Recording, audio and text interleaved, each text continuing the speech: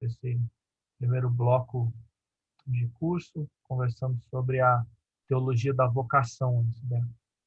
A que Deus nos chama, como nos chama em que direção para atuar de que forma com Ele.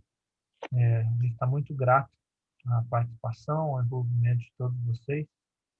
E para encerrar esse primeiro bloco, antes de passar a palavra para o Ricardo, eu queria pedir para o Marcos, para ele fazer uma oração para nós. Senhor, a gente te louva, porque tudo, desde o nosso encontro contigo até esse momento aqui, veio da sua mente, por sua vontade, por tua graça.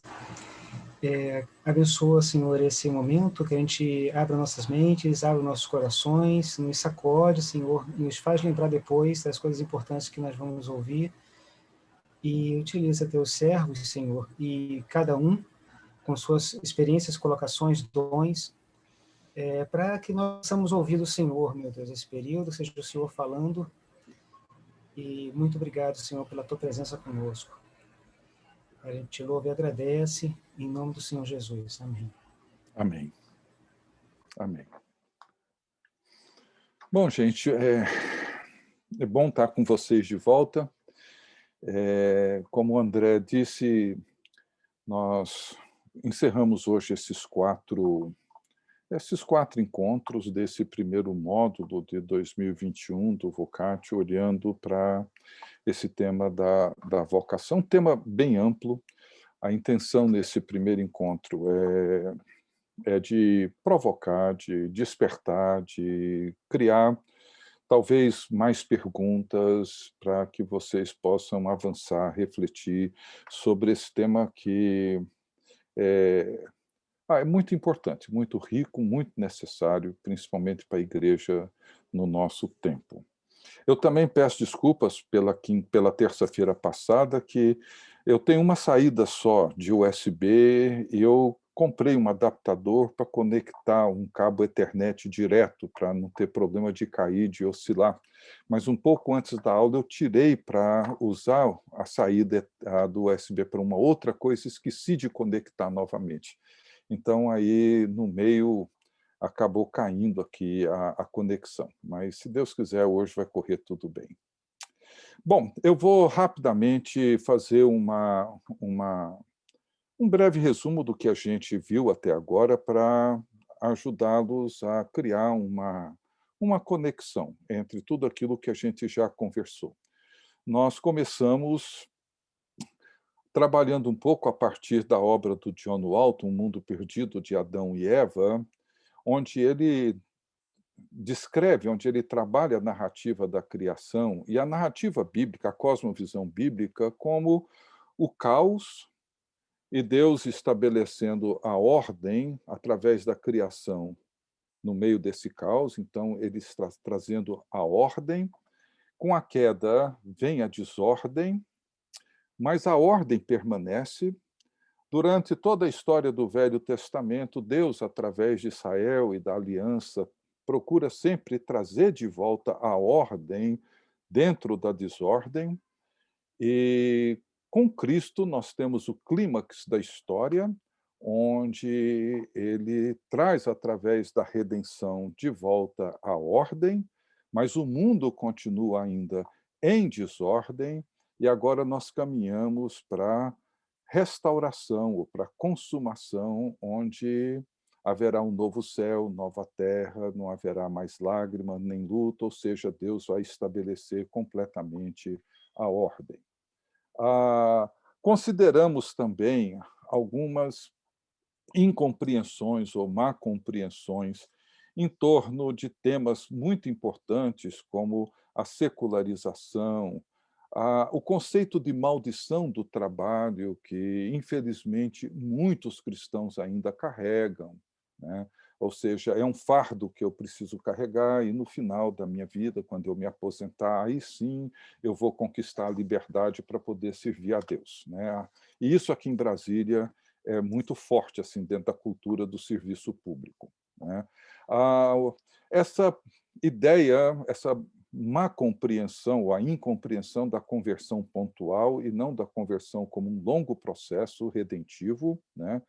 E então nós introduzimos aí a segunda aula olhando para a incompreensão que temos em relação à vocação. E para exemplificar o conceito bíblico de chamado e de vocação, nós usamos a ética puritana do trabalho e trouxemos também um pouco do pensamento dele sobre dinheiro, sobre ação social, sobre educação, etc.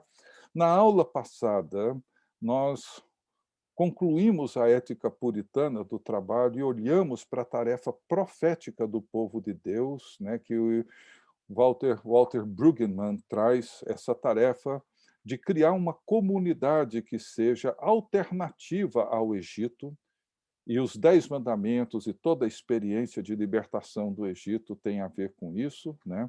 E hoje, nessa última aula, eu quero olhar para o Novo Testamento e pensar na continuidade, porque nós temos uma tendência a estabelecer uma certa descontinuidade entre o Velho Testamento e o Novo Testamento. Isso é muito comum, seja o Velho Testamento é lei, o Novo é graça, o Velho Testamento é Israel, o Novo é a Igreja, como se não houvesse uma continuidade, né? Inclusive, a preferência pelo Novo Testamento sobre o Velho Testamento, isso acaba trazendo muita incompreensão da natureza da vocação e do chamado de Deus para o seu povo. Eu vou abrir aqui para compartilhar a tela, porque tem algumas citações que eu quero compartilhar com vocês. Então, nós vamos seguir aqui.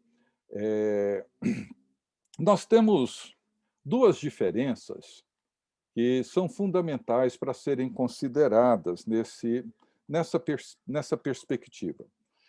A primeira é que hoje nós, como cristãos modernos ou pós-modernos, nós somos treinados desde cedo a pensar e valorizar o privado, o individual, sobre o comunitário. Porém, a realidade comunitária do Velho e do Novo Testamento é a realidade básica, é a realidade primária. O indivíduo encontra a sua identidade e o seu significado na participação comunitária. Não é o contrário, como hoje nós afirmamos. E essa é uma luz que o Velho Testamento lança sobre os cristãos no Novo Testamento, quando usa expressões do Velho Testamento para identificar o povo de Deus no Novo Testamento.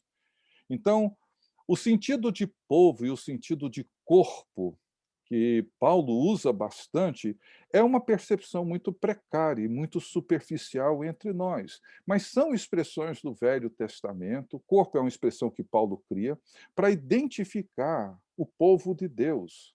Por exemplo, não só a palavra povo, mas a palavra santos.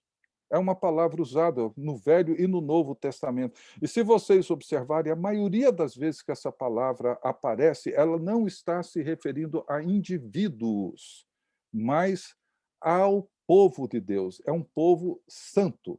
Não são indivíduos. Isso traz, às vezes, muito peso para indivíduos pensarem em termos de santidade. Mas a santidade diz respeito a esse povo separado, na maioria das vezes que essa palavra aparece. Eleitos é uma outra palavra que identifica Israel, identifica Cristo e identifica os cristãos no Novo Testamento.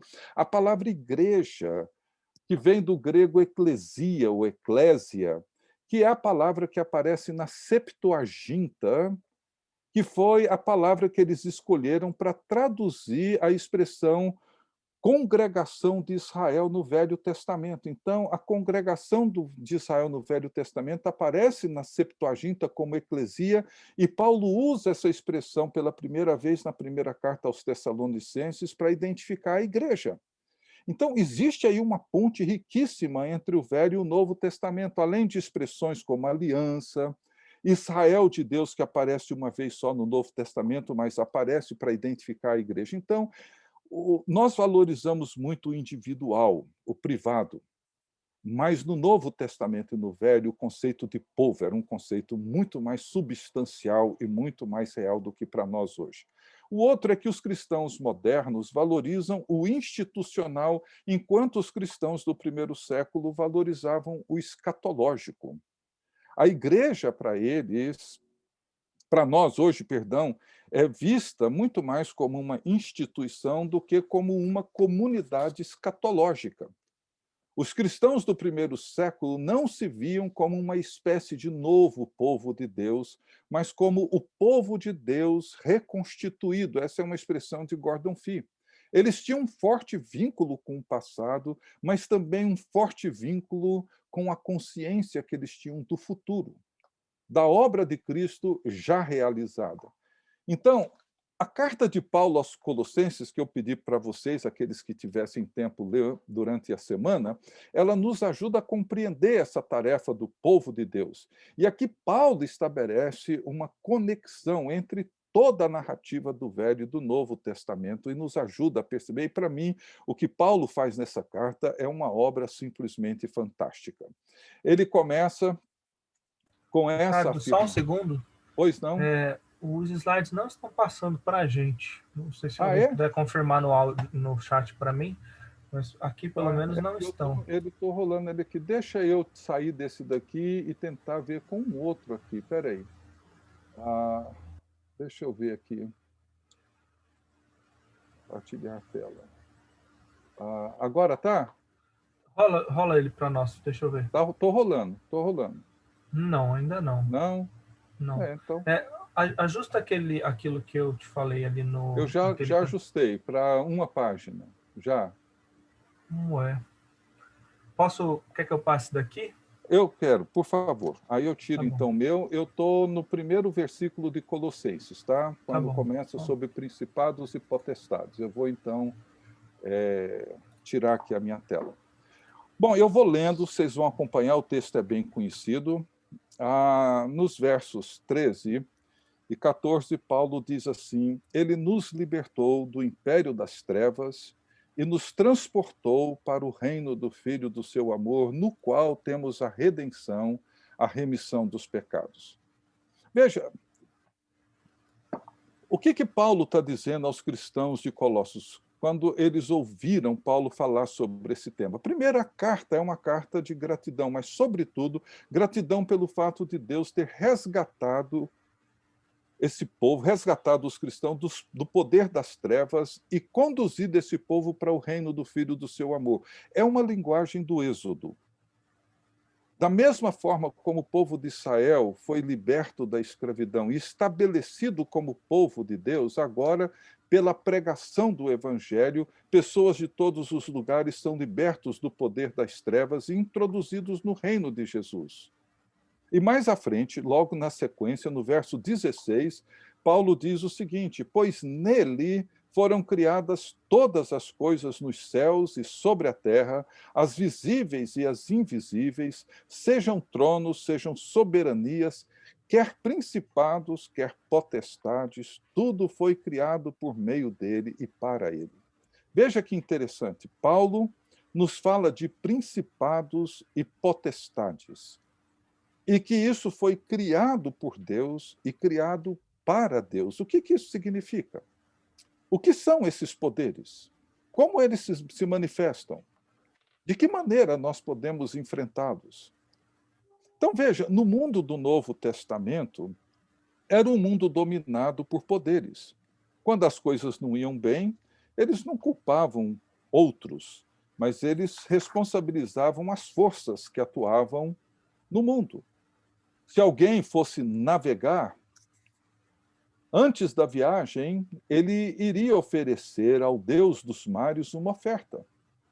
Se uma nação entrava em guerra contra outra, cada uma invocava os seus deuses para protegê-la, e a nação que vencia demonstrava que os seus deuses eram mais poderosos do que os deuses da nação inimiga.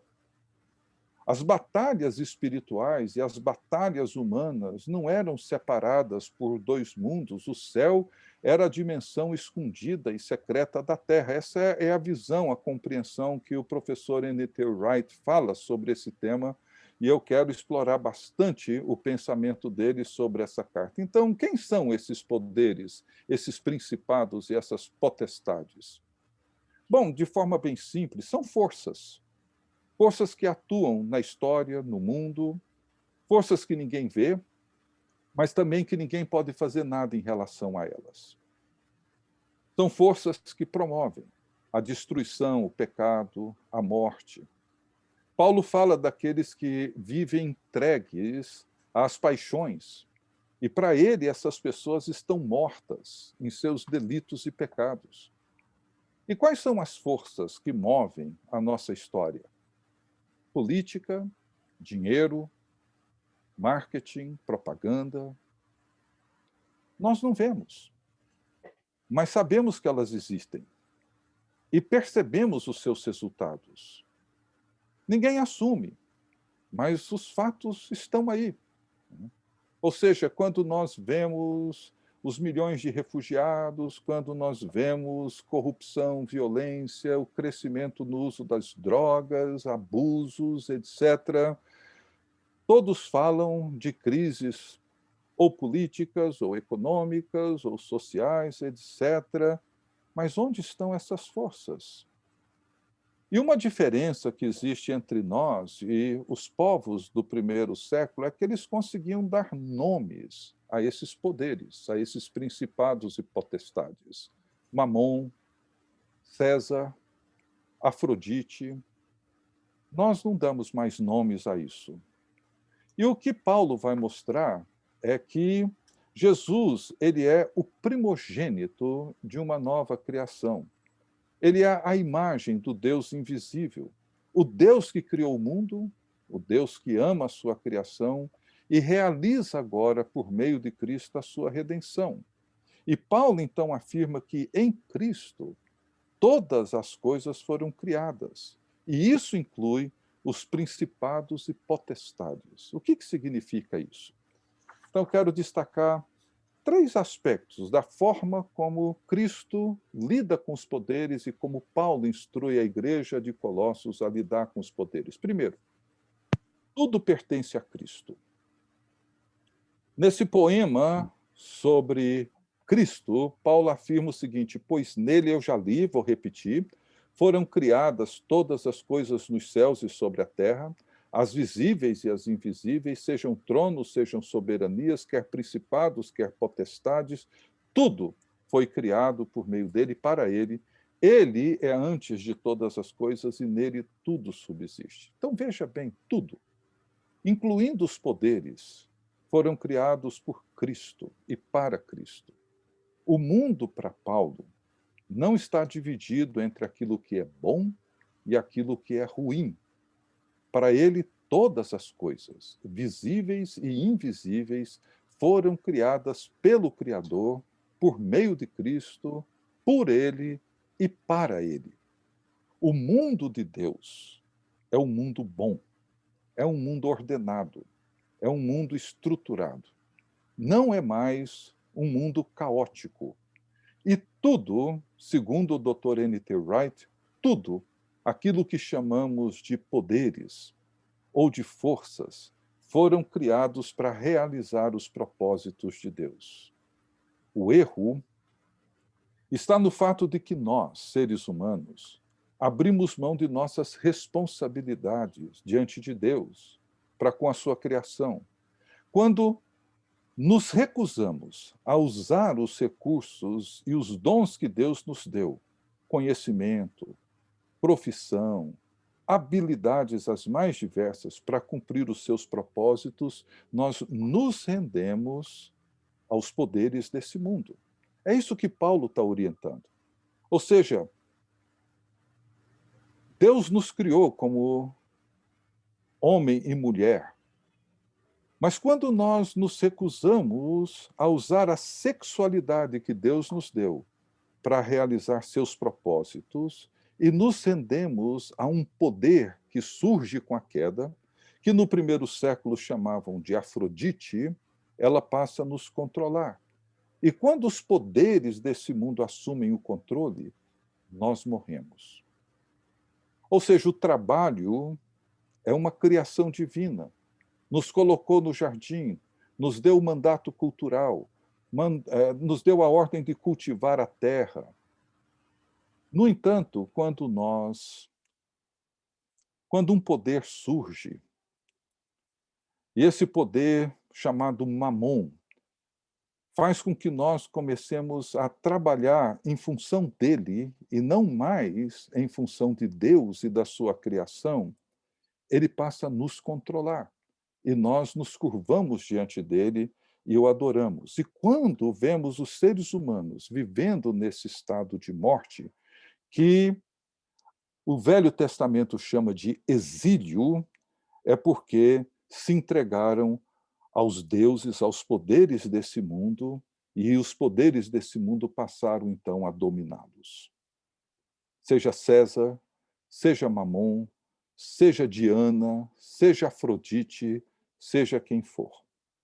Segundo, a segunda forma como Paulo lida com isso, como Cristo lidou com esses poderes, é o triunfo da cruz sobre os poderes. E no capítulo 2, Paulo segue mostrando que se os cristãos de Colossos estão em Cristo, eles não necessitam mais se submeter aos poderes do mundo. O que Paulo tem em mente são essas coisas que ele descreve aí no verso 8 do capítulo 2. Poderes, filosofias, ele disse, cuidado, que ninguém vos venha a enredar com sua filosofia e vãs sutilezas, conforme a tradição dos homens, conforme os rudimentos do mundo, e não segundo Cristo. Ou seja, Paulo diz, olha, não permitam que as sutilezas vãs, filosofias, estruturas humanas exerçam domínio sobre vocês. Vocês agora estão em Cristo, não mais servindo a essas estruturas e a esses poderes. Então veja o que Paulo faz. Ele retoma no capítulo 2 o tema da cruz. Por que Jesus foi crucificado? Entre outras coisas que sabemos, ele foi crucificado porque ele viveu do jeito que Deus quer que seu povo viva. E esse estilo de vida confrontou os poderes do seu tempo. Os poderes afirmam que você deve viver pelo dinheiro. E Jesus vem e diz: você não tem como servir a Deus e a Mamon. Os poderes dizem que o caminho de Israel para a libertação será através da espada. E Jesus afirma que todos os que tomam a espada, pela espada perecerão. Os poderes dizem que César é o Senhor. Esse foi o motivo da acusação dos judeus diante de Pilatos. Olha, tem alguém aí dizendo que César não é o rei, não é o Quírios, não é o Senhor. Existe um outro Senhor. Então, os poderes vão dizer que César é o Senhor, mas Jesus vem e proclama o reino de Deus. Os poderes crucificaram a Cristo porque é isso que os poderes fazem quando eles são confrontados. Eles o açoitaram publicamente e o humilharam, celebraram o triunfo sobre ele quando ele foi crucificado. Mas veja o que Paulo escreve aos Colossenses nos versos 13 a 15 do capítulo 2. E a vós outros que estáveis mortos pelas vossas transgressões e pela incircuncisão da vossa carne, vos deu vida juntamente com ele, perdoando todos os nossos delitos, tendo cancelado o escrito de dívida que era contra nós e que constava de ordenanças, o qual nos era prejudicial, removeu inteiramente, encravando-o na cruz. E veja agora, e despojando os principados e as potestades, publicamente os expôs ao desprezo, triunfando deles na cruz. E essa, gente, é a grande ironia. Esse era o motivo de gratidão da igreja. A cruz não foi o triunfo dos poderes, mas foi o triunfo, a vitória de Cristo sobre os poderes.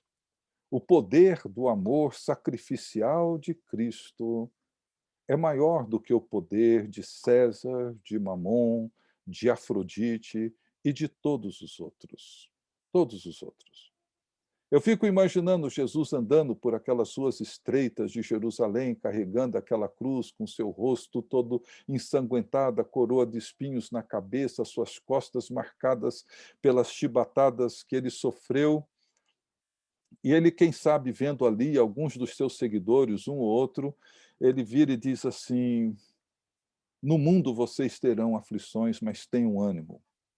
Eu venci o mundo. Nós estamos entrando agora, na semana que vem, nessa semana que marcou a história. Assim, como que Jesus venceu o mundo? O mundo quis fazer dele um rei, colocar um cetro na sua mão, fazê-lo assentar no trono de Davi, julgar as nações, expulsar os romanos. Mas Jesus amou, e amou até o fim. E não tinha nenhuma ambição por esse poder. Então, o que Paulo está dizendo é que quando nós estamos em Cristo, nós não precisamos mais nos submeter aos poderes.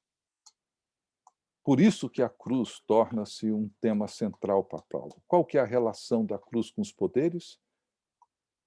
Paulo afirma que Jesus é o cabeça. E o que ele fez com esses principados e potestades?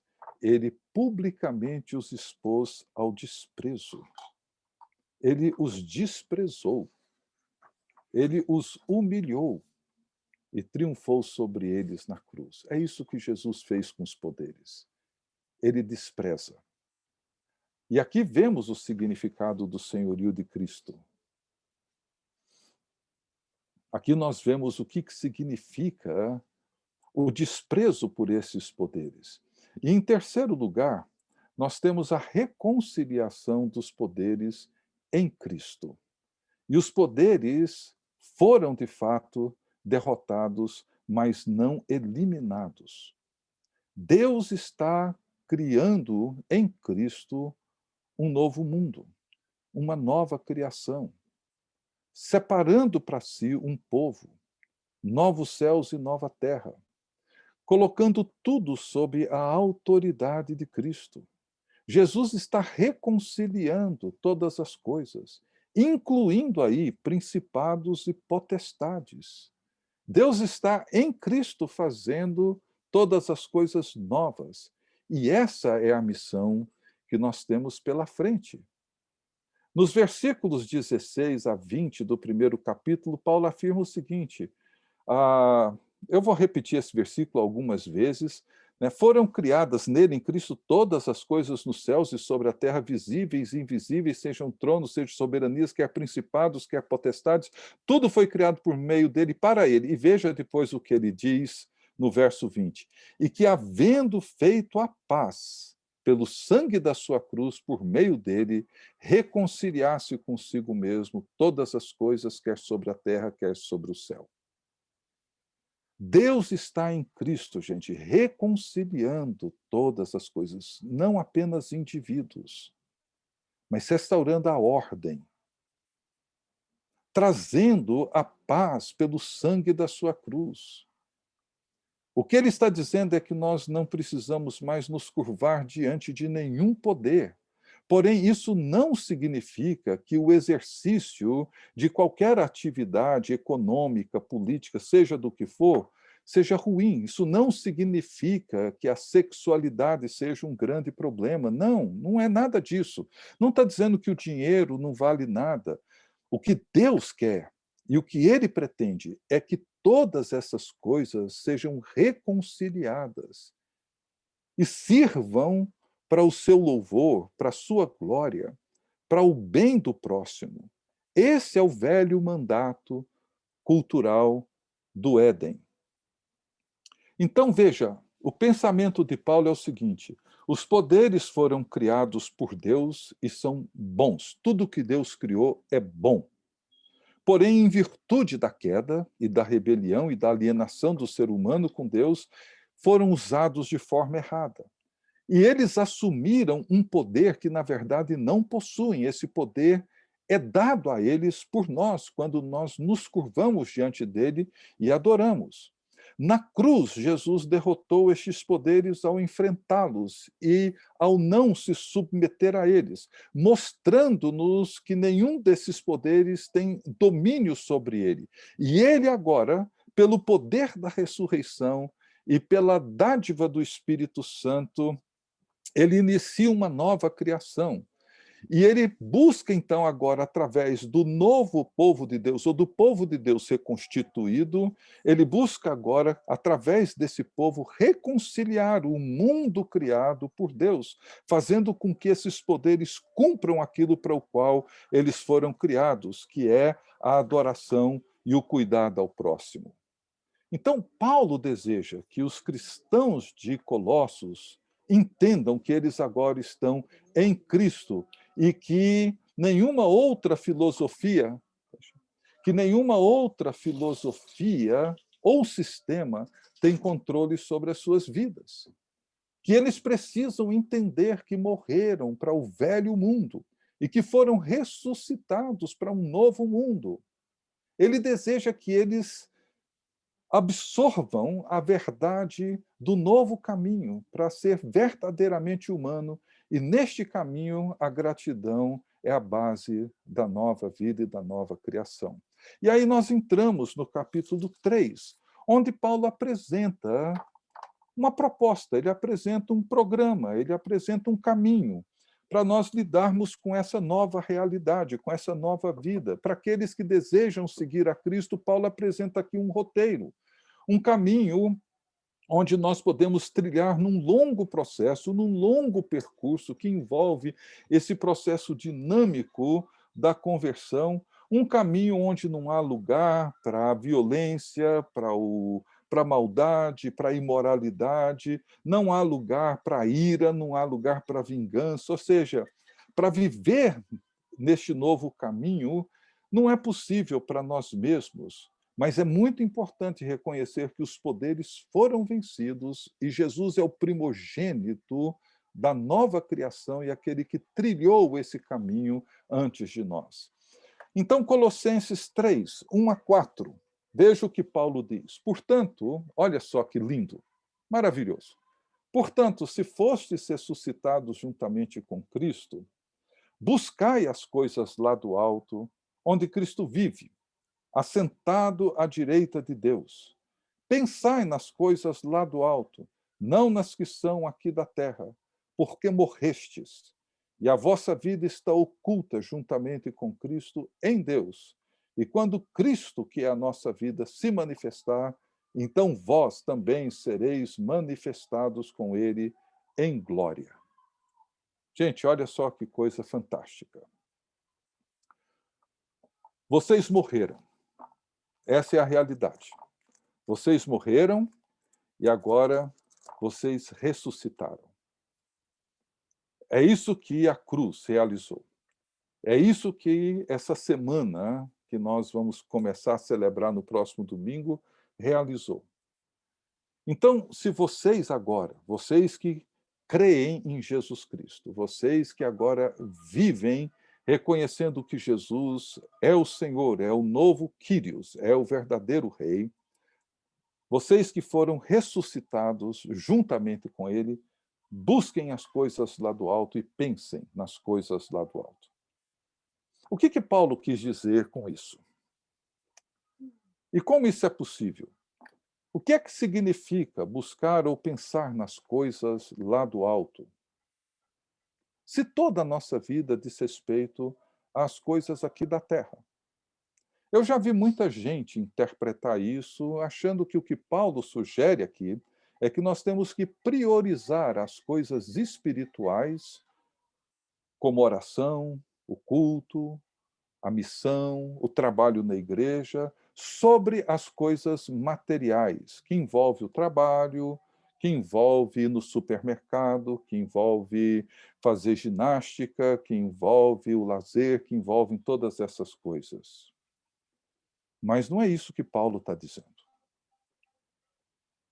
Veja que Jesus, por 2 vezes na oração sacerdotal, ele disse em relação a nós: eles não são desse mundo, como também eu não sou. O que é que significa para mim e para você essa afirmação de Jesus? Nós não somos desse mundo. Mas é nesse mundo que nós nos encontramos e aqui que nós vivemos. Ou a afirmação de Paulo aos cristãos de Éfeso, quando ele diz que juntamente Com ele, com Cristo, ele nos ressuscitou e nos fez assentar nos lugares celestiais em Cristo Jesus. O que significa estar assentado nos lugares celestiais? Vejam que essas expressões não significam que nós um dia assentaremos, não. Nós estamos assentados nos lugares celestiais, exatamente aqui e agora, onde quer que nos encontremos. A expressão não é futura. Ele nos ressuscitou e nos fez assentar nos lugares celestiais em Cristo. Talvez, no final do primeiro capítulo da carta aos Efésios, Paulo nos ajuda a entender melhor isso. Ele diz assim: e qual a suprema grandeza do seu poder para com os que cremos, segundo a eficácia da força do seu poder, o qual exerceu ele em Cristo, ressuscitando-o dentre os mortos e fazendo-o sentar à sua direita nos lugares celestiais, acima de todo principado, potestade e poder e domínio, e de todo nome que se possa referir não só no presente século, mas também no vindouro. E pôs todas as coisas debaixo dos pés, e para ser o cabeça sobre todas as coisas o deu à igreja, a qual é o seu corpo, a plenitude daquele que a tudo enche em todas as coisas. Veja que texto magnífico. Efésios 1, 19 a 23. O texto é simplesmente impressionante. E veja o que ele diz. Ele colocou principados, potestades, poderes, domínios e tudo o que se possa referir debaixo dos seus pés. E mais, para ser o cabeça sobre todas as coisas, o deu à igreja, seu povo, seu corpo, a plenitude daquele que a tudo enche em todas as coisas. Jesus foi ascendido aos céus, ele encontra-se acima de todos os poderes, assumiu o seu lugar no trono de Deus, de onde governa o universo e intercede por nós. O que Paulo está dizendo é que buscar ou pensar nas coisas lá do alto não significa ignorar as coisas aqui da terra e achar que as coisas religiosas são mais importantes do que as coisas aqui da terra. Não. O que ele está dizendo é que nós precisamos reconhecer o governo de Jesus Cristo, onde Cristo está assentado à direita de Deus Pai. Essa é a palavra importante de Paulo aqui em Colossenses 3, onde Cristo está assentado à direita de Deus Pai, onde Cristo governa, de onde ele reina. Então, pensar nas coisas lá do alto, buscar as coisas lá do alto, não é viver um mundo religioso em detrimento de um mundo material, mas é viver com a consciência de que Cristo reina sobre todas as coisas. Tá?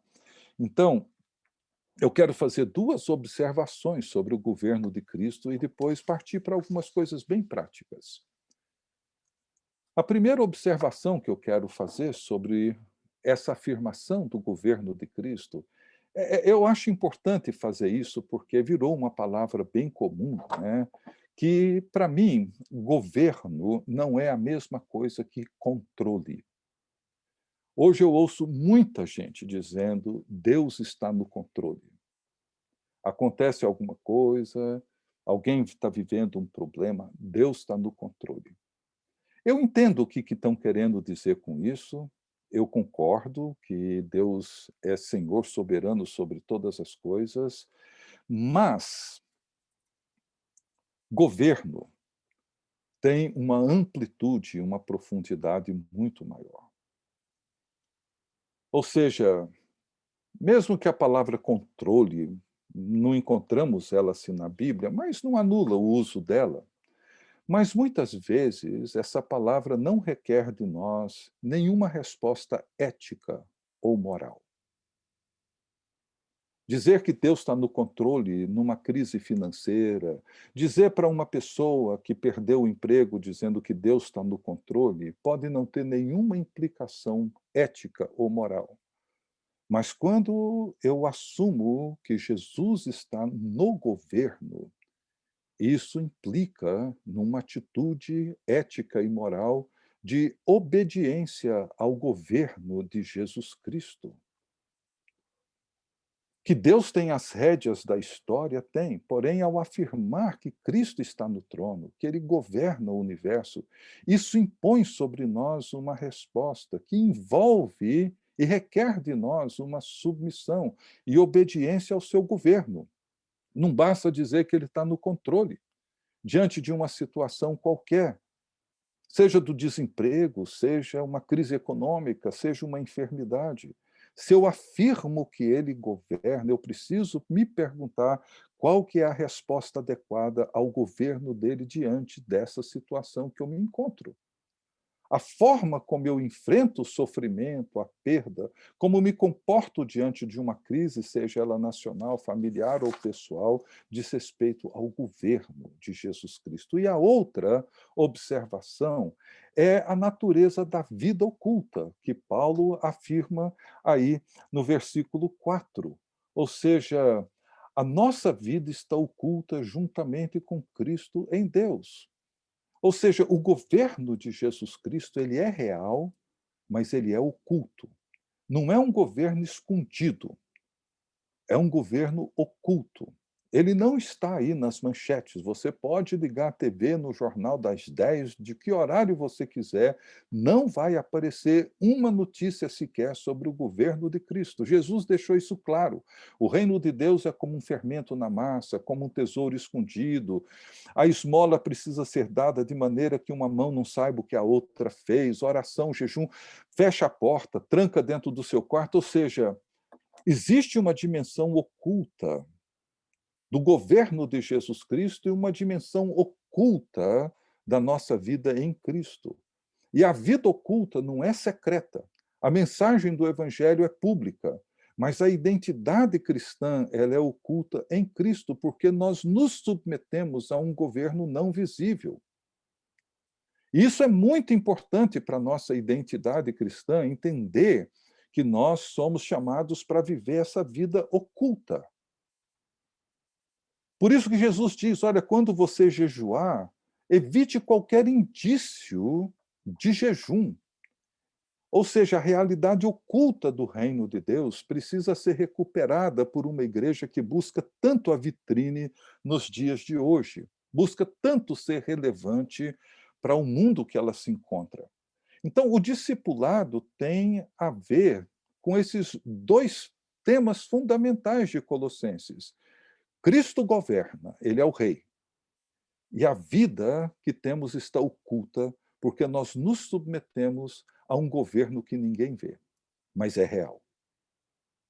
Profundamente real. E Paulo segue no capítulo 3, apresentando então esse programa para aqueles que desejam segui-lo e se submeter ao seu governo. E eu vou passar aqui relativamente rápido para caminhar para a conclusão, para sobrar mais tempo para a nossa conversa hoje. Veja que nos versos 5 a 11, Paulo começa dizendo: fazei morrer os seus desejos aqui da terra, a vossa natureza terrena. E aí ele lista, uma lista feia, um quadro grotesco: prostituição, toda forma de abuso sexual, de impureza sexual, avareza e todo o domínio que Mamon pode exercer sobre uma pessoa, violência, linguagem promíscua, obscena, mentira, enganos, tudo isso. Ou seja, ele diz sobre essas coisas vem a ira de Deus, e é claro que vem. Porque todas elas são destruidoras, todas elas trazem o mal, todas elas trazem a ruptura. Deus é o Deus que veio nos reconciliar e devolver a vida que perdemos. E ele abomina tudo aquilo que nos afasta dessa vida. E dos versos 12 a 17, ele começa então dizendo: revesti-vos, pois, como eleitos de Deus, santos e amados, de ternos afetos de misericórdia, bondade, humildade, mansidão, longanimidade, etc. Veja, revestir de uma nova criação. E o quadro aqui é belíssimo. As expressões se referem a Cristo. Ele é o santo. Ele é o eleito de Deus, santo, amado de Deus. E nós agora estamos incluídos nesse povo que é representativo de Cristo na história. O quadro aqui envolve misericórdia, bondade, mansidão, paciência, perdão, paz, comunhão, amor, comunidade, gratidão. Paulo está descrevendo essa nova realidade que Atos 2, 41 em diante descreve. De como essa nova comunidade, esse povo de Deus se encontra e passa a viver a vida da nova criação. Muitas vezes o velho homem, a velha criatura, tenta se manifestar, mas a nova criação está sempre presente e nós vamos avançando, caminhando e crescendo nessa direção. Nós somos esse povo eleito, escolhido, santo e amado. Israel é o povo eleito, santo e amado. Cristo é o povo foi o eleito, santo e amado de Deus. Essa é agora a nossa identidade. Em Cristo nós somos agora eleitos, santos e amados. Essa é a nossa condição fundamental quando nós vivemos sob o governo de Cristo. E agora, gente, vem a coisa importante. A coisa muito prática para todos nós. Ele termina todo esse parágrafo dizendo assim no verso 17: e tudo que fizerdes, seja em palavra, seja em ação, fazei-o em nome do Senhor Jesus, dando por ele graças a Deus Pai. E tudo o que fizerdes, seja em palavra, seja em ação, fazei em nome. Veja, gente, em nome de Jesus não é uma senha, não é uma palavra mágica. Fazer em nome de Jesus significa fazer como representantes de Jesus Cristo. Agir como se fôssemos os seus representantes legítimos aqui na história. Então, fazer em nome de Jesus não é simplesmente usar o nome de Jesus como uma senha, como uma palavra-chave para você poder abrir certas portas. Não. Fazer em nome de Jesus significa você agir, atuar no mundo, conversando, trabalhando, seja lá o que for que você faça, mas fazer como um representante dele. É assim que ele termina. Veja quando ele escreve nos versos 18 em diante, no verso 22 particularmente, escrevendo para escravos. Ele diz assim: servos, obedecei em tudo ao vosso Senhor segundo a carne, não servindo apenas sob vigilância, visando tão somente agradar homens, mas em singeleza de coração, temendo ao Senhor. E veja, ele repete de novo: e tudo quanto fizerdes, fazei-o de todo o coração, como para o Senhor, e não para homens, cientes de que recebereis do Senhor a recompensa da herança. A Cristo, o Senhor, é que estáis servindo. Veja, essa palavra é dirigida para escravos. E é a mesma coisa. Paulo vai dizer tanto para os senhores quanto para os próprios escravos: olha, atuem. Não importe a condição que você se encontra, não importa onde você está, não importa em que circunstância social, econômica você se encontra.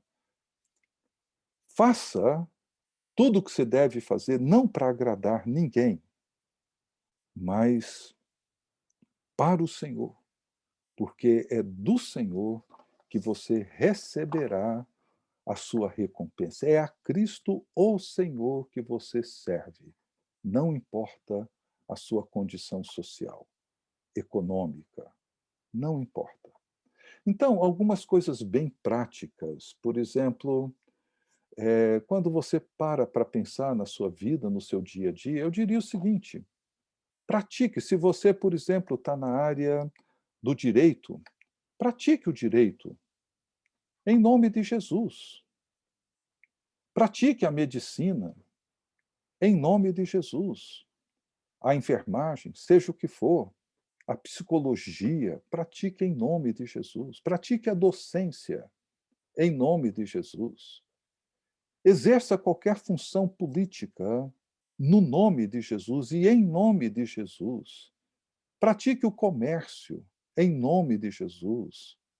Enfim, seja lá o que for que você faça, faça em nome de Jesus. Ou seja, haja no mundo como se Jesus estivesse agindo através de você.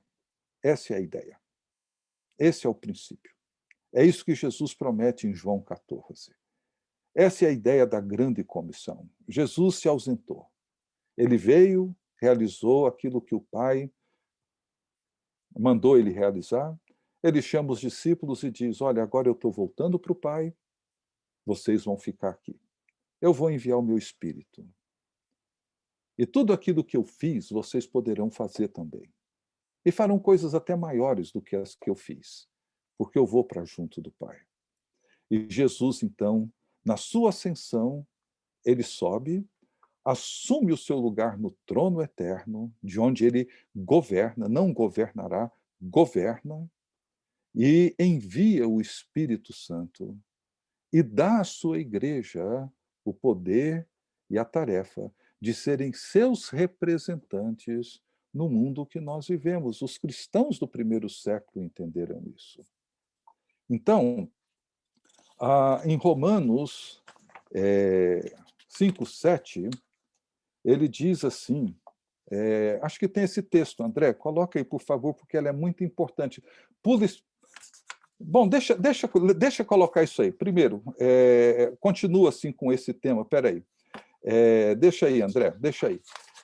É só como pergunta de provocação. Por exemplo, se você trabalha com tecnologia, mercado financeiro, gestão de empresas, como você se vê desempenhando a sua tarefa? Você se vê inclinado a se sujeitar aos poderes ou a Cristo? Os poderes do mercado ou a Cristo?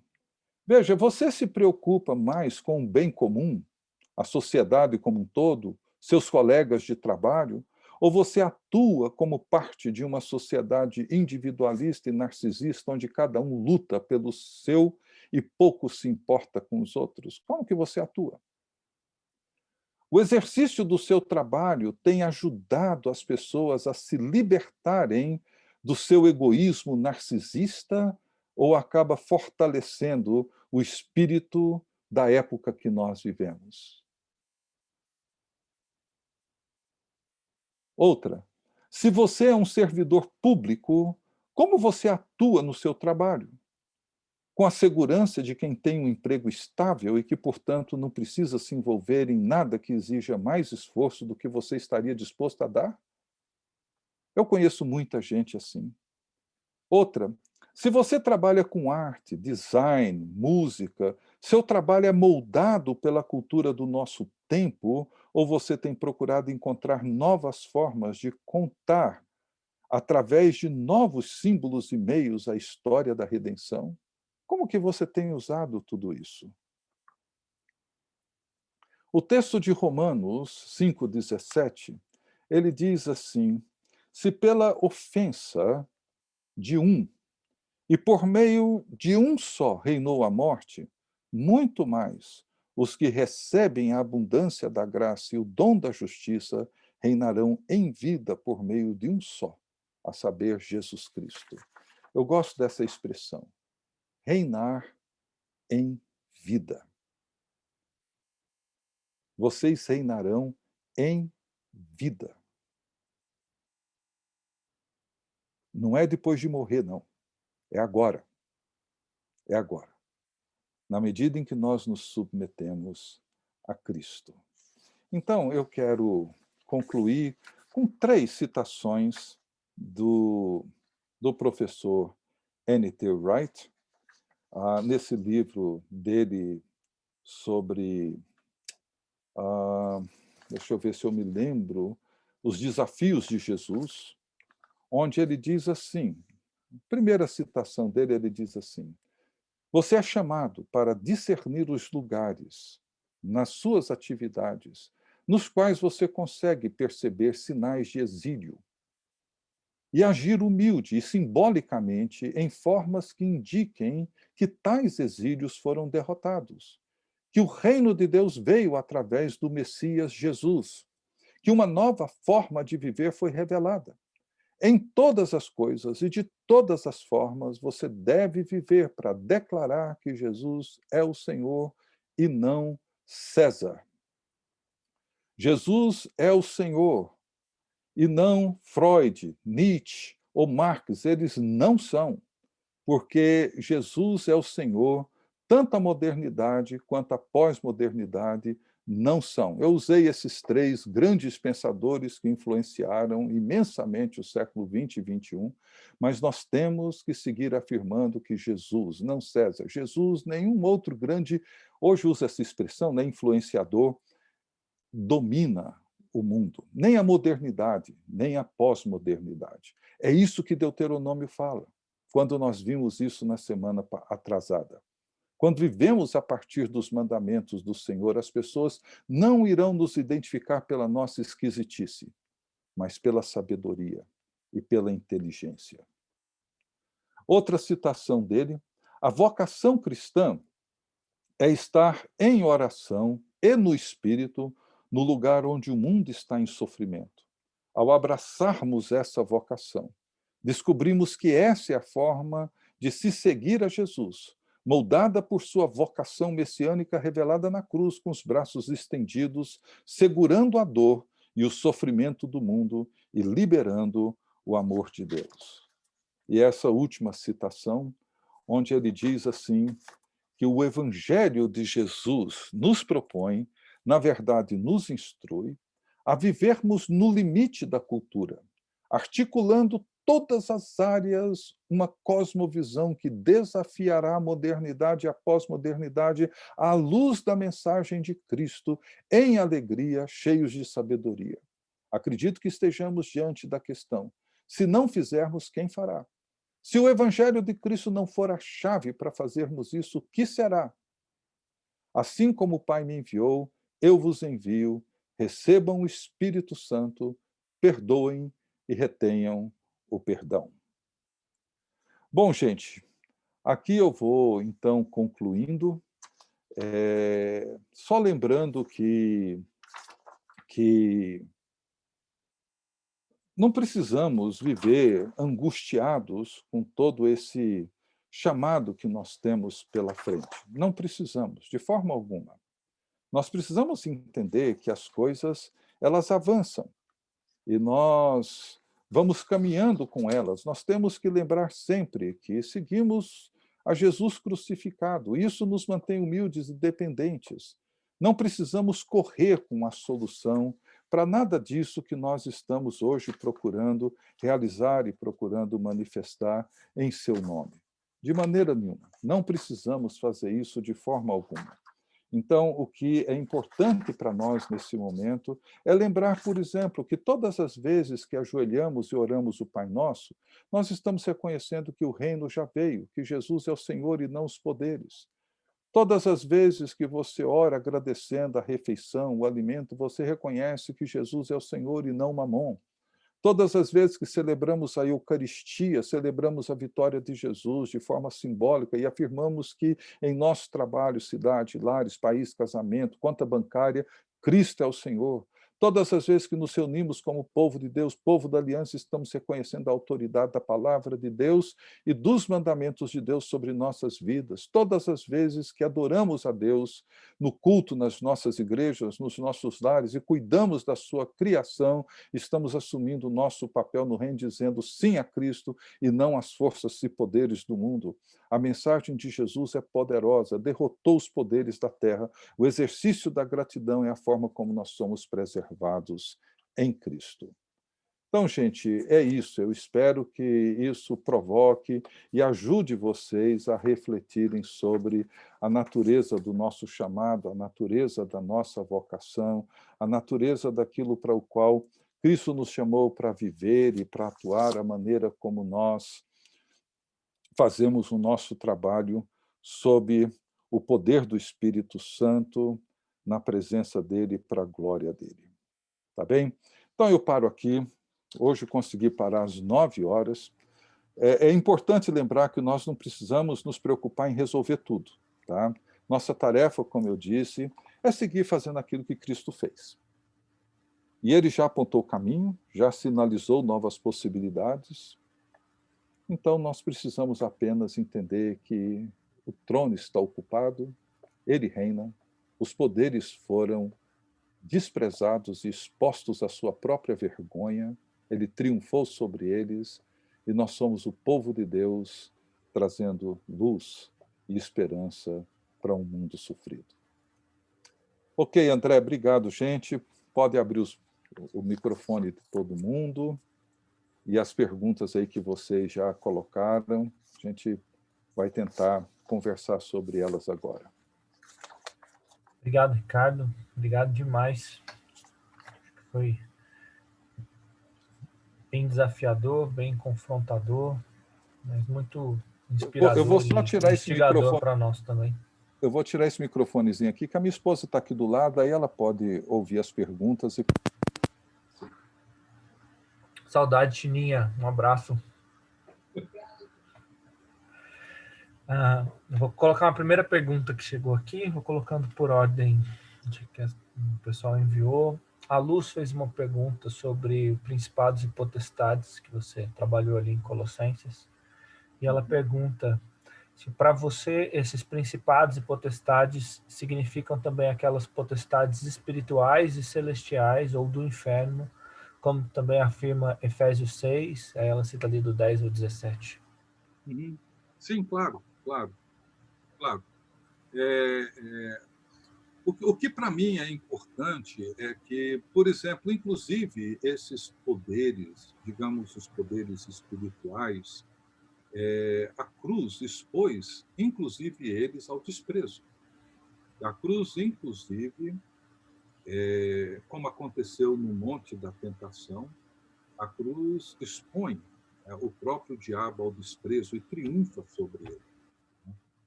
Agora, nós lidamos no mundo do trabalho, no mundo dos negócios, no mundo do comércio, no mundo da academia, no mundo da família, no dia a dia. Nós lidamos com essas forças, sejam elas espirituais, sejam elas essas realidades que estão presentes. O fato é que nenhuma delas nós vemos. Nós percebemos seus efeitos, mas nós não vemos. E o que a cruz nos ensina é como lidar com essas forças. Sem alarmismos, sem muita ansiedade, isso nunca ajudou nenhum cristão a avançar na fé. É entender que na cruz todos eles foram derrotados, todos eles. Então a cruz é onde nós encontramos a resposta de Cristo para a forma como devemos lidar com esses poderes. E parece que nesse assunto, né, Ricardo, a gente sempre também encontra essa tendência aos extremos, né?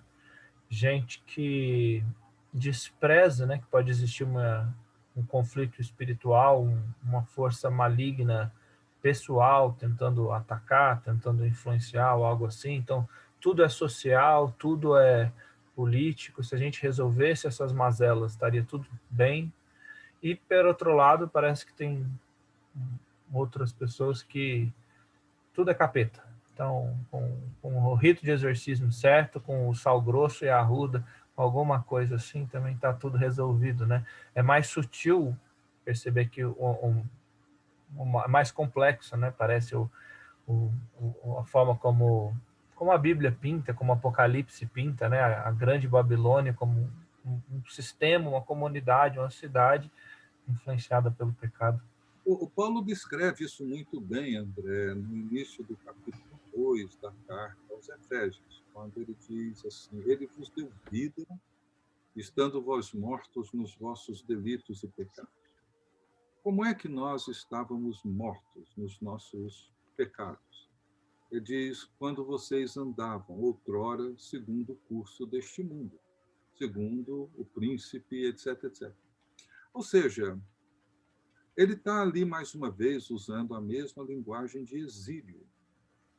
Quando os primeiros pais pecaram, né, Deus disse assim para que não comessem daquela árvore, do fruto daquela árvore, porque se comessem, eles morreriam.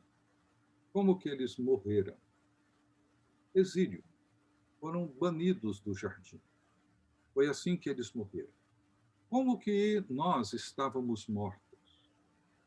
Quando nós vivíamos segundo o curso do mundo. Ou seja, usando assim uma expressão bem simples, quando a gente vivia do jeito que todos os brasilienses vivem, do jeito que todos os cariocas vivem, todos os nova-iorquinos vivem, do jeito que todos os parisienses vivem, ou seja, quando aquilo que molda o nosso pensamento, molda as nossas ações, molda os nossos valores, molda os nossos desejos, molda os nossos interesses, é a mesma coisa.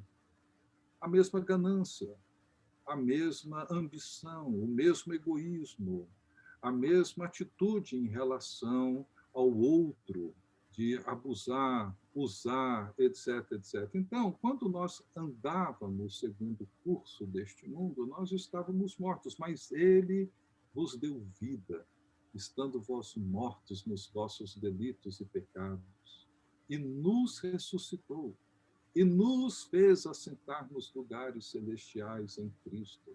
E Paulo vai descrevendo ali nos 3 primeiros capítulos de Efésios aquilo que Cristo já fez, não que fará. Tudo já foi feito. E os 3 capítulos finais, o 4, 5 e o 6, ele mais uma vez traz uma nova agenda. E ele diz, olha, não andem como andam os gentios. Ou seja, não vivam como vivem aqueles que nada sabem de Deus, etc. Vocês vão viver agora como povo da nova aliança, como a nova criação de Deus. E ali ele estabelece toda uma nova perspectiva para a vida comunitária, para os relacionamentos, para tudo. Né? Então, esse é o problema, assim, no trabalho, na atividade profissional, assim, não importa tanta coisa. Às vezes a gente quer mudar assim, o mundo. Não se trata tanto disso, não, sabe? Às vezes é ali dentro do trabalho. Talvez o copo de água fria. Talvez aquela oferta sua para aquela colega que tem um filho e vive sozinha cuidando dessa criança, e essa criança está doente, ela não tem com quem deixar, e você poder ajudar, quem sabe, oferecer para que essa criança passe algumas horas na sua casa, com sua família, com outras crianças, enfim, todas essas coisas, todos esses gestos de bondade e de misericórdia são gestos que manifestam o governo de Jesus Cristo. Não é chegar para uma mãe dessa e falar, Jesus está no controle. Não vai resolver. O que vai resolver é você chegar para ela e procurar, junto com ela, oferecer alguma alternativa, alguma solução. É aquele amigo seu que ficou desempregado. E não é dizer para ele, Jesus está no controle. Não vai resolver. É tentar interpretar, identificar as dificuldades que ele está vivendo e como que nós, enquanto povo de Deus, não indivíduos isolados, mas povo de Deus, podemos suprir, acolher, nutrir. Por isso que Jesus disse, um copo de água fria já é uma grande coisa, muito grande. Então, existem problemas imensos, macros, problemas econômicos, políticos, problemas sanitários, existem problemas imensos, imensos, imensos, imensos. Mas a oração no quarto com a porta fechada é um recurso extraordinário para qualquer crise. Então, assim, nós precisamos aprender a ser povo de Deus na sociedade que vivemos. O Daniel fez uma pergunta nessa direção, sobre o como, né? Quando a gente ouve isso, eu acho que essa é uma das perguntas mais imediatas, assim. Ele pergunta o seguinte: como manifestar esse senhorio de Cristo em nossas vidas, sem deixar de demonstrar nosso descontentamento com as injustiças, pecados, tiranias no mundo secular, quer seja no trabalho ou na vida fora do trabalho? É fazer em nome de Jesus. Tudo, tudo.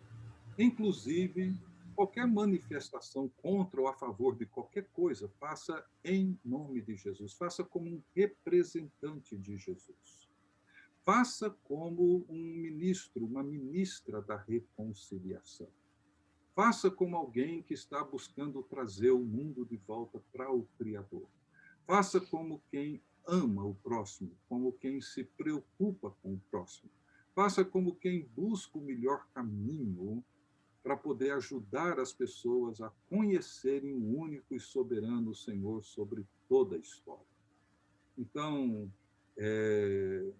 existe algum problema na família, na sociedade, no prédio aqui onde eu moro, em qualquer circunstância que seja, sim, eu devo procurar promover o bem, a justiça, a paz, mas viver, agir, falar, pensar em nome de Jesus, submetido ao governo dele, agindo como se ele mesmo estivesse agindo no meu lugar, ou através de mim, melhor dizendo.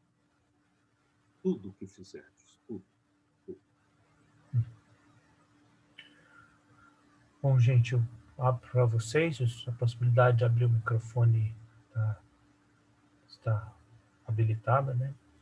Queria saber se vocês têm alguma outra consideração, alguma outra pergunta, pedindo que, dentro do possível, você coloque e expresse essa consideração ou pergunta de uma maneira objetiva, para que outras pessoas possam ter oportunidade, que você faça de maneira respeitosa também, com possíveis opiniões divergentes, coisas assim. Pastor, Sim. boa noite. Boa noite, André. Boa noite a todos. Eu coloquei aí no chat Provérbios 22 e 29, eu acho que é. Esse versículo me ajudou muito a mim, né? Aí dice, se habla de hombre, no me lembro agora o versículo de cor, mas eu acho que, viste um homem diligente na sua obra, perante reis será posto, não será posto perante os de baixa sorte. Então, em minha experiência pessoal, eu vivi muitas vezes esse versículo, né? Porque eu me permito contar um pouquinho de meu testemunho, talvez vai servir para muitos. Mas só para lembrar que outras pessoas talvez queiram falar também, então não tomar muito tempo, tá? Tá. Se você ver, o André pode colocar isso para o grupo todo, tá bom? Tá bom. Esse versículo eu acho que ajuda muito, né? Sobre todo para ser realmente solícitos, para ser diligentes em nossos trabalhos, né? Eu me lembro quando eu estive também em outros países, eu sempre lembrava esse versículo, né? Então, como o pastor falou, é dar ainda mais do que uma pessoa tem, ou seja, ser o melhor, seja onde o Senhor nos tenha colocado, né? Seja no trabalho, seja na casa. E não importa a circunstância, não importa a posição, porque em Cristo, no momento em que os poderes foram derrotados e expostos ao desprezo, qualquer que seja a nossa posição, seja de uma pessoa simples, de um trabalho talvez com pouca visibilidade e reconhecimento, não importa.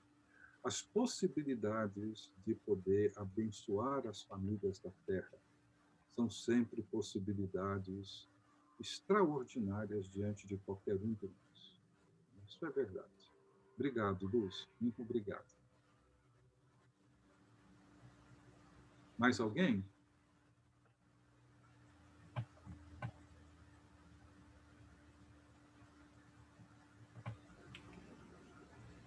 assim, Sim.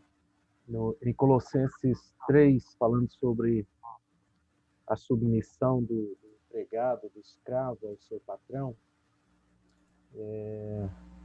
até onde vai essa submissão, né?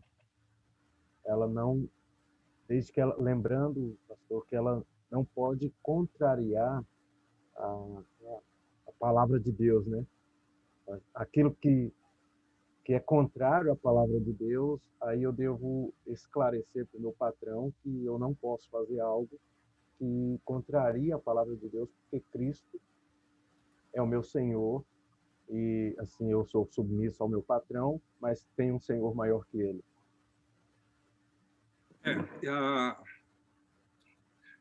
Assim, o testemunho de Daniel, no livro de Daniel, é um testemunho muito rico em relação à forma como nós vivemos. E no curso agora, que começa daqui 2 semanas, com o Antônio Carlos, ele vai falar sobre servindo a Deus dentro de um cenário secularizado, etc. O Daniel serviu.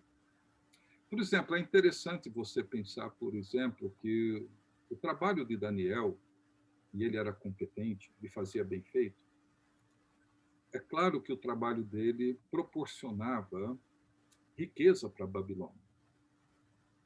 E é claro que a riqueza que ele proporcionava com seu trabalho fazia com que Nabucodonosor construísse ídolos, construísse seus templos, construísse essas coisas. Como é que Daniel lidaria com uma questão, digamos, ética, nesse sentido? Ou seja, é um problema, eu não vou responder, não adianta me perguntar, vocês vão pensar, gastar um pouco a cabeça de vocês, mas, assim, por outro lado, Daniel, ele não se sujeitou às iguarias do rei, né, e não comeu. Mas, por outro lado, o rei deu um nome para ele cultural, para ele e para os amigos dele, né? Eu não sei, aqueles nomes tinham significados na Babilônia, e talvez os significados não eram assim os melhores, não significava o Senhor é contigo, Jeová está presente, não significava nada disso, não. Tinham outros significados. Então, assim, nós vivemos dentro de um contexto, o Antônio Marcos, assim, muito complexo, né? E como eu disse, acho que na primeira aula, às vezes a gente tem que lidar com um copo meio cheio ou um copo meio vazio, né? E é claro que nós não podemos nem devemos, né, nos compactuar ou nos comprometer com processos de iniquidade, com algum por exemplo, alguma decisão que vai trazer sofrimento, opressão, enfim, né? É claro que não. Mas nós temos que ser extremamente sábios, por isso que os mandamentos foram dados, para que tenhamos o discernimento, a sabedoria para lidar com essas coisas, não é? E, por exemplo, Paulo foi de uma sabedoria assim impressionante, né? Aqui só abrindo um pequeno parênteses, né? Quando a gente lê a carta aos Efésios, essa é a minha impressão, né? Que muita gente acaba lendo Efésios 5, 22 em diante de uma maneira assim um pouco equivocada, quando ele fala sobre marido e esposa, quando ele fala sobre pais e filhos e depois sobre senhores e seus escravos, né? Às vezes a gente tem a impressão de que Paulo está falando no primeiro bloco para o relacionamento marido e mulher. Depois ele vai para um segundo bloco para o relacionamento dos pais com seus filhos, no início do capítulo 6. E depois ele chega para falar do relacionamento dos senhores com seus escravos.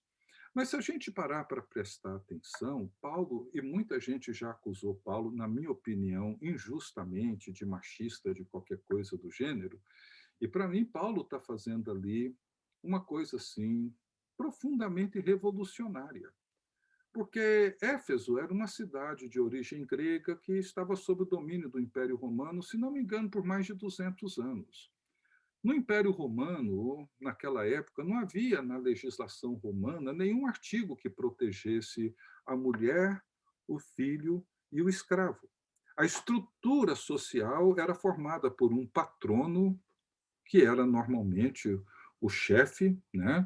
E sobre ele tinha um universo de gente trabalhando. Tinha a esposa, tinha as suas concubinas, suas amantes, ele tinha os seus escravos, escravos pagos e escravos que eram escravos mesmo, que não recebiam nada, ele tinha os tutores, enfim, e ele tinha um domínio completo sobre tudo isso. E, para mim, ali, Paulo está se dirigindo ao homem, primariamente ao homem, na sua relação com a esposa, com filhos e com os seus empregados ou escravos. Mas ele está se referindo, dirigindo-se ao homem. Ao homem. Ou seja, a mulher, a esposa, o filho, o escravo, a submissão era uma condição de sobrevivência. Mas Paulo chega para esse marido, que era o todo-poderoso patrono, e ele diz para esse cara: ame a sua esposa, sacrifique-se por ela, faça por ela o que Cristo fez pela igreja, honre-a, dignifique-a. Paulo não está falando a priori para a mulher, ele está falando a priori para o homem. E ele está dizendo: cuide dela como você cuida do seu próprio corpo. Depois ele pega esse mesmo homem e fala em relação ao seu filho, e o versículo 4 do capítulo 6, ele diz: e vós pais, e pais ali não é genérico, é pai masculino, envolva-se com seu filho, porque os filhos eram entregues ao cuidado da mãe na primeira infância, depois aos tutores, depois aos gladiadores.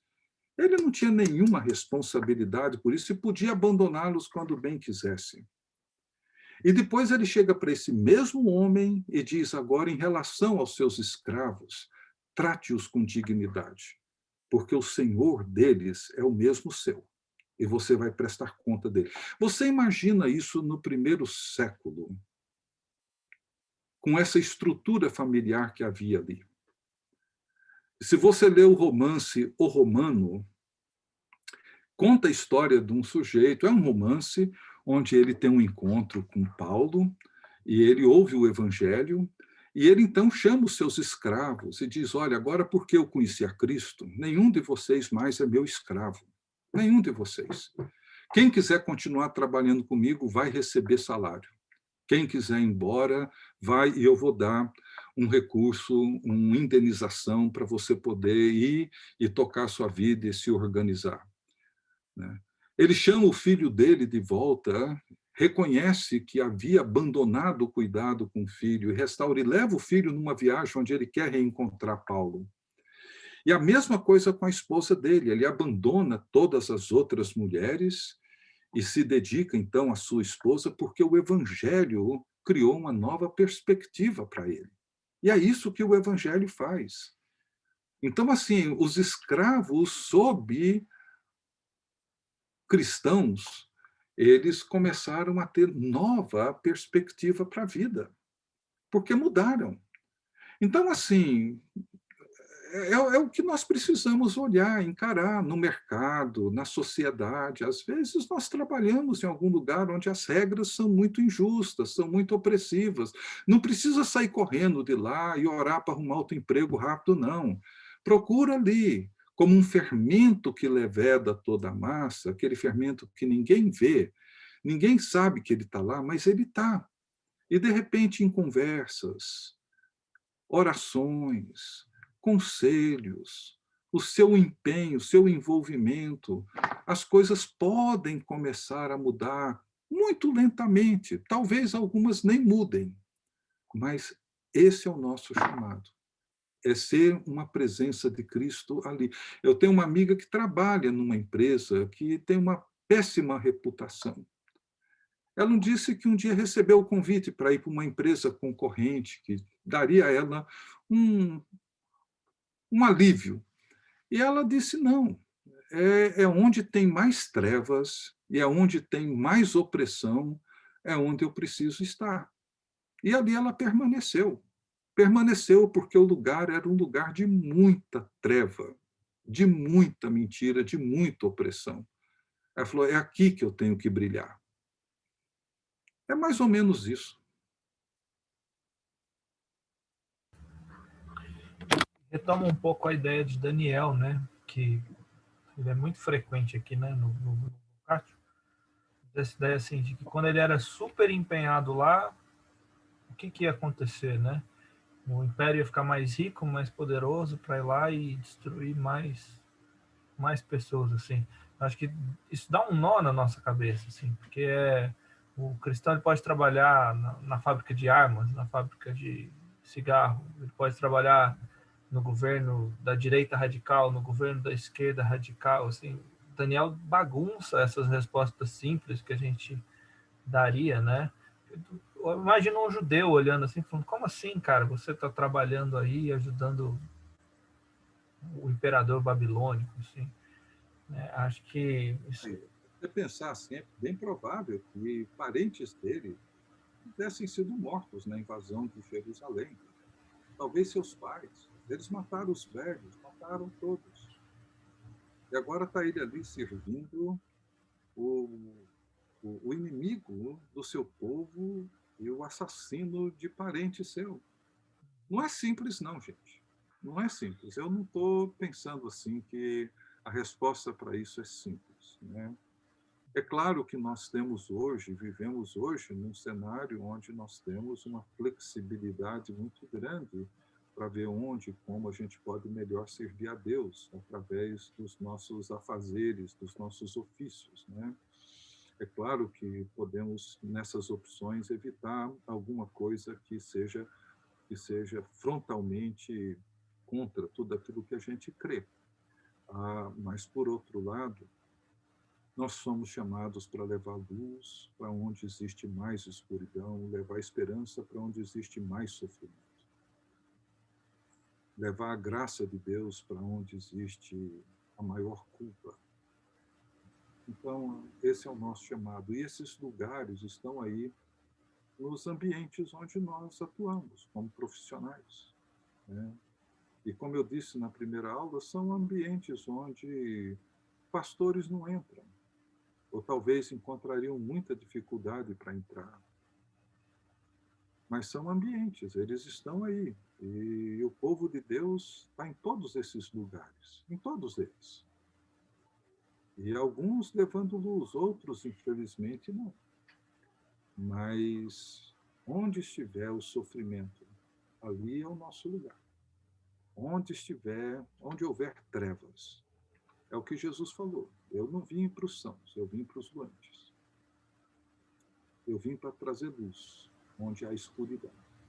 E se nós seguimos a Ele, não temos como fugir disso, não. Amém. Muito obrigado, Ricardo. Muito obrigado Eu que agradeço, a gente. todos pela participação, pela presença, pelas perguntas. Obrigado mesmo por esse tempo de curso, pelo enriquecimento mútuo. A gente reforça o convite, né? Semana que vem nós não temos o nosso compromisso na terça-feira. Alguns de vocês já estão inscritos para o curso com o Antônio Carlos Sintra. O Antônio Carlos Sintra é um amigo nosso, ele é da Igreja Presbiteriana do Planalto. Divide aulas com o Ricardo lá em alguns cursos. Ele é defensor público aqui no Distrito Federal. E o tema dele, ele vai falar sobre a teologia do trabalho, né? Propriamente dito. A ênfase do Ricardo aqui foi a vocação. Ele vai falar da atividade profissional. O subtema dele é como é que a gente é cidadão do reino de Deus num estado laico. Então, algumas das perguntas que foram levantadas aqui, ele vai falar um pouco da experiência pessoal dele. Ele esteve também no Regent há pouco tempo, há 2 anos, né, Ricardo? Estudando lá com... Em 2019, ele foi lá para passar, e passou 6 meses lá como um professor residente, na verdade, fazendo pesquisa e contribuindo. E ele conviveu muito de perto com o Steve Garber, que é quem estava na época dirigindo esse programa de teologia do mercado de trabalho. Foi muito bom. Ele tem uma experiência muito rica, ele é muito bom, gente, vale a pena. Eu vou estar aqui com vocês. O André e eu. Então, começa dia 6. A gente reforça o convite para que a gente continue caminhando aí nessas investigações. Ele vai falar da relação de culto com cultura, da relação da fé, quando, imagino que questões, né, com base em outros módulos que a gente teve, de quando falar, quando silenciar, quando as ações precisam falar mais alto, de alguém que está bem envolvido com isso na área jurídica e às vezes tem que colaborar aí, tanto defendendo quanto dando conselhos para algumas questões. Então, a gente vai orar, encerrando. E se vocês tiverem mais alguma dúvida, mais alguma coisa, quiserem ver a possibilidade de fazer o semestre, caminhar com a gente nisso, se vocês tiverem sugestões de temas, de possibilidades, por favor, encaminhem para a gente, ajudem a gente em oração pelo projeto, em divulgação, se você tiver amigos interessados, amigos advogados que estão aí numa experiência mais pessoal, queiram ouvir o Antônio Carlos, enfim, ajudem a gente a sonhar e aprofundar essa discussão. Obrigado, André. Muito obrigado. Você ora por nós, Ricardo? Encerrando esse bloco de aulas. Deus bendito, Pai de Jesus Cristo, nosso Senhor, nosso Salvador, Pai nosso, Santo, justo, fiel, todo-poderoso, misericordioso. Te louvamos, ó Deus, pelo governo do Teu Filho Jesus Cristo, pelo Teu reino já presente em nós e entre nós, e que um dia será consumado, pela certeza de que um dia o Senhor enxugará dos nossos olhos toda lágrima, e todas as coisas serão restauradas, e todo o Teu propósito será definitivamente estabelecido. E enquanto, ó Deus, vivemos entre esses tempos, permita-nos viver com fidelidade, andar com integridade. Permita-nos, ó Deus, sermos a presença de Jesus num mundo tão sofrido, quebrado, fragmentado como o nosso. Sobretudo, ó Deus, nesse tempo difícil, mau que temos vivido, ó Deus.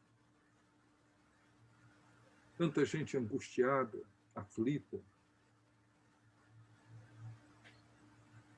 Ó Deus, que nesse mundo de muito sofrimento e de muitas trevas, que o Senhor nos ajude como povo da nova aliança, como teu povo. Ajude-nos, ó Deus, a trazer luz, esperança, paz e reconciliação. Ó Deus, que cada um aqui, onde quer que trabalhe, nos seus afazeres diários, na sua casa, na família, com seus vizinhos, permita, ó Deus, que cada um de nós, que tudo aquilo que fazemos, tudo que falamos, todas as nossas ações e todas as nossas palavras sejam feitas em teu nome e para a tua glória. Que a tua vontade se faça aqui, ó Deus, em nós e entre nós, como ela é feita no céu. Porque teu, e somente teu é o reino, o poder e a glória para todos sempre. Amém. Amém.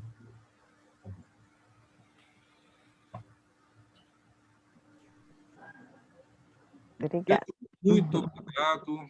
Deus abençoe a todos. Fiquem na paz. Boa noite. E o Espírito Santo os conduza, que vocês sintam guiados por ele em cada passo, cada dia, cada conversa, cada decisão.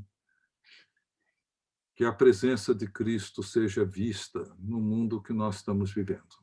E traga cura cura para a nossa sociedade. Fiquem na... Amém. Obrigado, André. Falou. Amém. Deus abençoe. Gente. Deus abençoe. Falou. Boa noite. Muito bom. Parabéns aí. Deus abençoe. Pessoal. Tchau, tchau. Obrigada.